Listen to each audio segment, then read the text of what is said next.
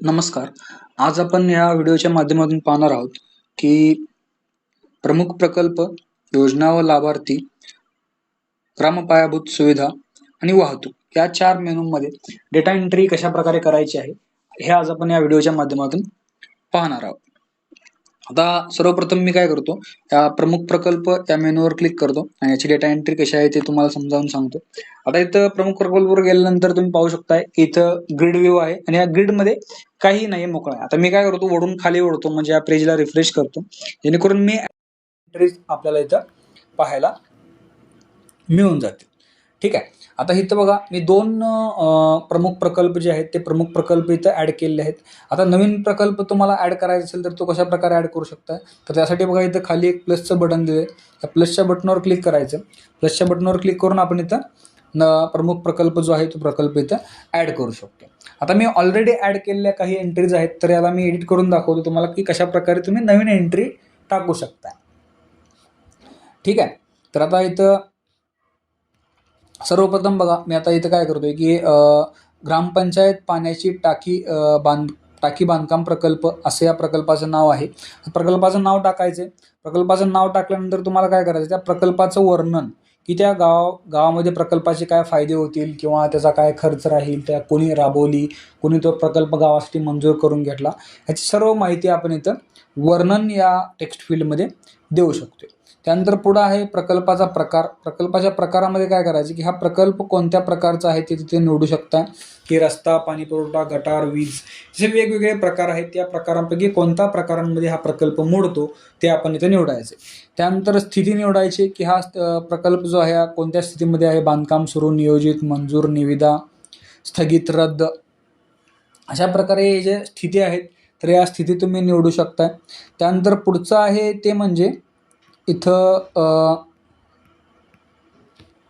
अंदाजित रक्कम. तर आता खर्चाची अंदाजित रक्कम काय आहे ती प्रविष्ट करून घ्यायची. आता याच्यामध्ये काय आहे की सर्व टेक्स्ट फील्ड जे आहेत ते सर्व फील्ड आपण इथं मॅन्डेटरी केलेले नाहीत.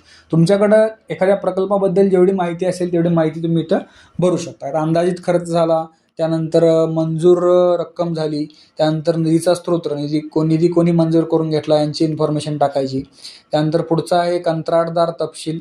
तुम्ही कोणाकडून म्हणजे कोणता कंत्राटदार आहे ज्याच्याकडे हा प्रोजेक्ट दिलेला होता त्याची माहिती इथं आपल्याला टाकायची. जसं त्यांचं नाव, नंबर, मोबाईल नंबर, जेवढी काही माहिती तुमच्याकडे असेल ती तुम्ही इथं टाकून घ्यायची. त्यानंतर याची टाईमलाईन असेल की एवढ्या कामामध्ये म्हणजे प्रोजेक्ट चालू कधी झाला, म्हणजे हा प्रकल्प चालू कधी झाला, प्रकल्प बंद कधी होईल याची एक अंदाजित तारीख असते, किंवा प्रकल्प ऑलरेडी झाला असेल तर बंद कधी झाला याची एक तारीख असते, तर ती तारीख इथे टाकायची. कार्यादेश, या कार्यादेशाचे जे काही डिटेल्स विचारले आहेत, क्रमांक आहे, कार्यादेश क्रमांक, निविदा क्रमांक, या क्रमांकाची तारीख क्रमांक टाकायचे. त्यानंतर तारीख विचारली आहे, तारीख टाकून घ्यायची. त्यानंतर पुढं आपल्याला विचारलं आहे की स्थान, कोणत्या स्थानावर हे प्रकल्प उभे आहे याची माहिती आपल्याला विचारली आहे, याची माहिती तुम्ही इथे टाकू शकताय. लाभार्थ्यांची माहिती विचारले, लाभार्थ्यांची माहिती तुम्ही इथे टाकू शकताय. त्यानंतर पुढचं आहे की इथं प्रकल्प छायाचित्रे. प्रकल्प छायाचित्रे म्हणजे काय की काम चालू होण्यापूर्वीचा ते जागा, ज्या ठिकाणी प्रकल्प आपण राबवतोय ती जागा कशी दिसायची, काम चालू असताना ती जागा कशी दिसायची याचे फोटो, काम पूर्ण झाल्यानंतर ती जागा कशी दिसते त्याचे फोटो, असे पूर्ण डिटेल्स इथं आपल्याला अपलोड करायचे आहेत. त्यानंतर आहे अभियंता तपशील. अभियंत्याचं नाव, अभियंत्याचा मोबाईल नंबर आपल्याला टाकायचं आहे. त्यानंतर शेरा आहे. शेरामध्ये काय करायचं की याच्याविषयी, या प्रकल्पाविषयी तुम्हाला काही शेरा वगैरे लिहायचा असेल, जो ग्रामपंचायतच्या वेबसाईटवर दाखवणं अपेक्षित आहे, तो शेरा इथं टाकून द्यायचा. आता प्रकल्पाची सद्यस्थिती काय आहे ती इथं टाकून द्यायची. त्यानंतर इथं प्रदर्शन क्रमांक, हा जे आपली पूर्ण प्रकल्पाची लिस्ट असेल तर त्या प्रकल्पाच्या लिस्टमध्ये किती नंबरला हा प्रकल्प तुम्हाला वेबसाईटवर दिसणं अपेक्षित आहे. आता मी ते 2 टाकले तर 2 नंबरला हा प्रकल्प दिसेल, तर अशा प्रकारे हा डिस्प्ले सिक्वेन्स टाकून घ्यायचा. प्रदर्शन क्रम म्हणजे डिस्प्ले सिक्वेन्स आहे. त्यानंतर स्थिती आहे. स्थितीमध्ये काय करायचं, स्थितीमध्ये हा प्रकल्प ॲक्टिव्ह आहे की डिॲक्टिव्ह आहे, म्हणजे ह्याचा स्टेटस काय आहे ते इथे टाकून घ्यायचा. आता निष्क्रिय करायचं असेल तर तुम्ही इथे निष्क्रिय करू शकताय, याला तुम्ही सक्रिय ठेवायचं असेल तर तुम्ही याला सक्रिय ठेवू शकताय. आता काही वेळेस काय होते की काही गोष्टी वेबसाईटवरून तुम्हाला हाईड करायच्या असतील तर त्यासाठी हे ॲक्टिव्ह डिॲक्टिव्हचं प्रोव्हिजन आपण इथे दिलेलं आहे. त्यानंतर पुढं बघा सबमिटचं बटन दिलं आहे. तर जसं आपण या सबमिट बटनवर क्लिक करतो तशा प्रकारे हा जो प्रकल्पाचा डिटेल आपण इथं भरलेला आहे हे डिटेल्स इथं सबमिट होऊन जातात आणि सबमिट झालेले सर्व डिटेल्स आपल्याला इथं या ग्रिडमध्ये पाहायला मिळून जातात. ठीक आहे. तर अशा प्रकारे हा प्रमुख प्रकल्पचा मेनू आहे. त्यानंतर पुढचा आहे ते म्हणजे योजना व लाभार्थी. आता योजना व लाभार्थी या मेनूवर मी क्लिक करतो. आता यावर क्लिक केल्यानंतर आपण गावामध्ये कोणकोणती योजना राबवतोय त्यांची इन्फॉर्मेशन आपण इथे देऊ शकतो. तर याच्यामध्ये सुद्धा ग्रिड व्ह्यू आहे. या ग्रिड व्ह्यूला तुम्ही पाहू शकताय.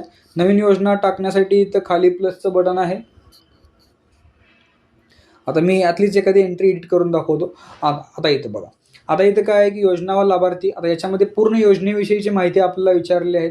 जसं की योजनेचा कोड काय आहे, त्यानंतर योजनेचं नाव, योजनेचा प्रकार, योजनेचे स्तर. आता प्रकारांमध्ये पण खूप साऱ्या योजना आहेत, जसे की शेती, शिक्षण, आरोग्य, घरकुल या प्रकारच्या योजना झाले, किंवा योजनाचं स्तर बघायला गेलं तर केंद्रीय स्तरावरच्या योजना आहेत, की राज्य स्तरावरच्या, जिल्हा स्तरावरच्या, की गाव लेवलच्या. असं वेगवेगळ्या योजनांचे प्रकार आणि त्या योजनांचा स्तर जो आहे तो स्तर निवडून घ्यायचा आहे, जो आपण वेबसाईटवर शो करणार आहोत. त्यानंतर बघा महाराष्ट्र राज्य अर्थसंकल्प विभाग. महाराष्ट्र राज्य अर्थसंकल्प विभाग म्हणजे हे कोणत्या विभागातर्फे ही योजना राबवली जात आहे त्या विभागाचं नाव टाकायचं. त्यानंतर योजनेचे वर्णन, तुम्हाला योजनेविषयीची तुमच्याकडे जे काही वर्णन करायचं असेल ते वर्णन तुम्ही इथं करू शकताय, जेणेकरून लोकांना समजेल डिटेलिंगमध्ये की या योजनेचा नेमका अर्थ काय आहे ते. त्यानंतर बघा पुढचं आहे पात्रता व फायदे. पात्रता फायदे म्हणजे काय की या योजनेची पात्रता म्हणजे थोडक्यात आपण म्हणू लाभार्थी कोण कोण होऊ शकतात, त्याचे निकष, त्यानंतर योजनेचे फायदे काय काय आहेत ते फायदे आपण इथे या टेक्स्ट फील्डमध्ये टाकायचे आहेत. त्यानंतर थोडंसं खाली स्क्रोल केल्यानंतर इथं परत तेच विचारलं आहे की पात्रता आणि फायदे. वरच्या टेक्स्ट फील्डमध्ये पात्रता टाकायची आणि खालच्या टेक्स्ट फील्डमध्ये फायदे टाकायचे. त्यानंतर लाभ रक्कम म्हणजे तुम्हाला किती रक्कम भेटेल, आर्थिक अर्थसंकल्पीय तरतूद ही इथं आपण टाकायचे. त्यानंतर इथं दस्तऐवज आणि प्रक्रिया म्हणजे कोणकोणते दस्तऐवज, म्हणजे आपण काय आहे की इथं ह्या योजनेचा एखादा GR वगैरे असेल तर तो GR आपण इथं अपलोड करू शकतोय. त्यानंतर पुढचं आहे संपर्क माहिती. संपर्क माहितीमध्ये काय की ही योजना जी आहे त्या योजनेचा अधिकृत वेबसाईट कोणती, त्याचा हेल्पलाईन नंबर कोणता, याच्याविषयीचे डिटेल्स आपल्याला इथं टाकायचे आहे. त्यानंतर ईमेल आहे, इथं ईमेलसुद्धा टाकू शकता. ज्या पोर्टल असेल त्या पोर्टलचा ईमेल आपल्याला टाकायचा आहे. योजनेचा कालमर्यादा काय आहे, म्हणजे योजना सुरू होण्याची तारीख, योजना समाप्त होण्याची तारीख, हे सगळं आपल्याला टाकायचं आहे. त्यानंतर परत आपलं झालं की योजना चालू आहे की नाही, किंवा याचे प्रदर्शन क्रम काय आहे तो आपल्याला इथं टाकायचा आहे. आणि याला पूर्णपणे आपल्याला इथं सबमिट करायचं आहे. शेवटला सबमिटचं बटन दिलं आहे, सबमिटवर क्लिक केलं तर ही योजना जी आहे ही योजना इथं अपडेट होऊन जाते. अशा प्रकारे जे इतर योजना तुम्ही गावामध्ये राबवताय त्याची माहिती तुम्ही इथं टाकू शकताय. त्यानंतर आपण थोडा पुढे जाऊ, ते आहे म्हणजे ग्राम पायाभूत सुविधा. ठीक आहे. ग्राम पायाभूत सुविधांमध्ये तुम्ही ग्रामपंचायतीकडून गावातील सर्व लोकांना काय काय सुविधा उपलब्ध करून देताय याच्याविषयीची माहिती जी आहे ती माहिती आपण इथं टाकायची. याला सुद्धा ग्रिड व्ह्यू आहे. ग्रिड व्ह्यूमध्ये तुम्ही पाहू शकताय की मी ऑलरेडी काही इथं सुविधांचा उल्लेख इथं करून ठेवलेला आहे. तर तो उल्लेख तुम्ही इथं पाहू शकता. आता याच्यामध्ये मी एक नवीन एंट्री कशी करायची ते तुम्हाला सांगतो. नवीन एंट्री करण्यासाठी खाली बघा इथं प्लसचं बटन दिलेलं आहे. या प्लसच्या बटनवर क्लिक करायचं. प्लसच्या बटनवर क्लिक केल्यानंतर काय होतं की एंट्री करण्याचं पेज तुमच्यासमोर ओपन होतं. आता मी आधी टाकलेलीच एखादी एंट्री इथं एडिट करून दाखवतो की कशा प्रकारे तुम्ही इथं एंट्री व्यवस्थित करू शकता. इथे आता इथं बघा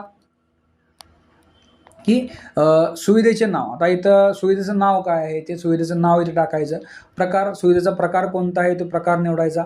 जसं की प्रकार वेगवेगळे असतात, जसे की स्वच्छता, पाणी पुरवठा, दिवे, रस्त्यावरील दिवे, रस्ते, शाळा, हे सगळे असे प्रकार असतात.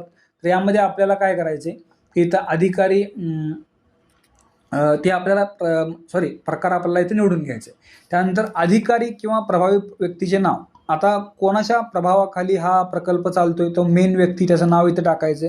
प्रकल्पाचं वर्णन, जे काही डिटेलिंग वर्णन तुम्हाला टाकायचं असेल ते वर्णन तुम्ही इथं टाकू शकताय. आता थोडंसं खाली आल्यानंतर बघा इथं आपल्याला स्थान माहिती विचारली आहे.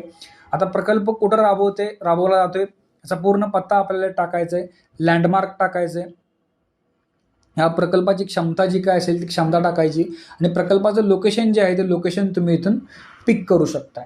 आता व्यक्ती माहिती, संपर्क माहिती म्हणजे आता या हा जो सुविधा तुम्ही राबवताय या सुविधेची म्हणजे ग्राम पायाभूत सुविधेची ती कोणत्या कंपनीकडून तुम्ही बनवून घेतली किंवा कोणत्या एखाद्या थर्ड पार्टी कडून वगैरे आपण त्या प्रकल्पासाठी किंवा त्या सुविधेसाठी मदत घेतलेली असते. तर त्यांची माहिती तुम्हाला द्यायची असेल तर तुम्ही इथून देऊ शकताय की संपर्क व्यक्ती कोण आहे, त्या कंपनीचं जर कंपनी असेल तर कंपनीचं नाव टाकायचं, मोबाईल नंबर, त्यांचा ईमेल हवा. त्यानंतर या सुविधेची अतिरिक्त माहिती आली जसे की उपलब्ध सुविधा काय काय आहेत, त्याच्यामध्ये जुन्या सेवा कोणकोणत्या होत्या, याच्यामध्ये जर एखाद्या पात्रता वगैरे लागू असेल तर ती पात्रता काय असेल, याच्या शुल्क फी वगैरे जर ग्रामपंचायत घेत असेल तर ती शुल्क फी काय आहे ते टाकायचं. त्यानंतर विशेष टिप्पणी, याला जर तुम्ही काय विशेष टिप्पणी द्यायची असेल तर विशेष टिप्पणीसुद्धा तुम्ही इथं देऊ शकताय. त्यानंतर पुढं आहे नोंदणी माहितीमध्ये याचं जे गव्हर्नमेंट रजिस्ट्रेशन झालेलं असतं या सुविधेचं, त्या सुविधेचं नोंदणीचा क्रमांक टाकायचा, परवाना क्रमांक, स्थापना तारीख, संलग्न संस्था म्हणजे कोणत्या संस्थेत तुम्ही नोंदणी केली ते संस्थेचं नाव इथं, त्यांचे डिटेल्स आपण इथं टाकून घ्यायचे. त्यानंतर परत पुढे गेल्यानंतर बघा आपण इथं पाहू शकतोय की प्रदर्शन क्रम, त्यानंतर स्थिती. प्रदर्शन क्रम म्हणजे काय की याचा डिस्प्ले सिक्वेन्स काय आहे तो डिस्प्ले सिक्वेन्स आपण इथं टाकायचा. Display sequence, current display sequence मी इथं जो कोणता मला म्हणजे किती नंबरला, आता खूप साऱ्या सुविधा आपण देतोय तर किती नंबरला ही सुविधा दिसावी हे आपल्याला अपेक्षित असतं, तर ते अपेक्षित डिस्प्ले सिक्वेन्स आपण टाकायचा. ह्याला जर सक्रिय ठेवायचं असेल सक्रिय ठेवायचं,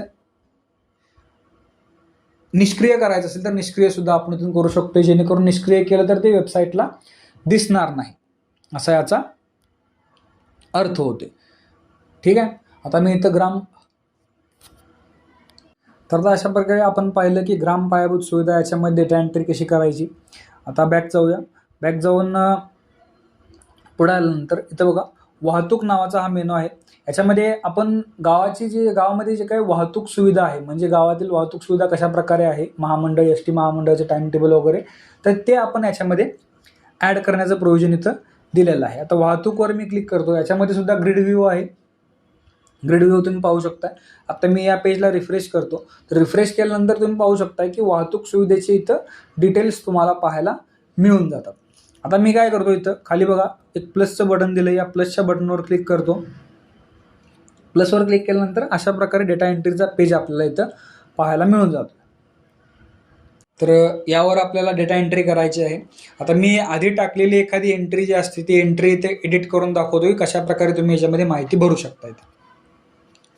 एडिट करण्यासाठी पेन्सिल बटनवर क्लिक करून आपल्याला पुढे यायचं आहे. आता इथं मार्गाचे नाव, तर कोणत्या मार्गे ही गाडी जाते तर ते मार्गाचे नाव आपल्याला टाकायचं आहे. त्यानंतर इथं कोणत्या मार्गे वाया म्हणजे आता एका गावाला जायला 2-3 रस्ते असतील तर ते कोणते वाया रस्ते जाते ते आपल्याला इथं टाकायचं आहे. त्यानंतर किती वाजता गाडी सुटते त्या गाडीचा वेळ, त्या गाडी परत किती वाजता येते त्याचा वेळ, त्यानंतर याची वारंवारता काय आहे म्हणजे ड्युरेशन, याला किती वेळातून एकदा ही गाडी आपल्याला भेटते ते इथं टाकायचे. त्यानंतर वर्णन टाकायचे की या गाडीविषयीचं काय म्हणजे जे आता महामंडळाची गाडी आहे किंवा काही वेळेस प्रायव्हेट गाडी व्हेकल्स वगैरे असतात तर त्याचं वर्णन इथं टाकायचं. प्रदर्शन क्रम टाकायचा आणि त्यानंतर स्टेटस ठेवायचा जसं की आपल्याला ॲक्टिव्ह डिॲक्टिव्ह. आता त्यानंतर आता आपण याला इथं सबमिट करतोय. सबमिट केल्यानंतर हे जे आहे हे इथं सबमिट होऊन जातं आणि ती जी डेटा एंट्री आहे ती डेटा एंट्री आपल्याला इथं पाहायला मिळून जाते. तर आपण आज या व्हिडिओमध्ये पाहिलेलं आहे की प्रमुख प्रकल्प, योजना व लाभार्थी, ग्राम पायाभूत सुविधा आणि वाहतूक या 4 मेनूमध्ये डेटा एंट्री कशा प्रकारे केलेली आहे. तर धन्यवाद.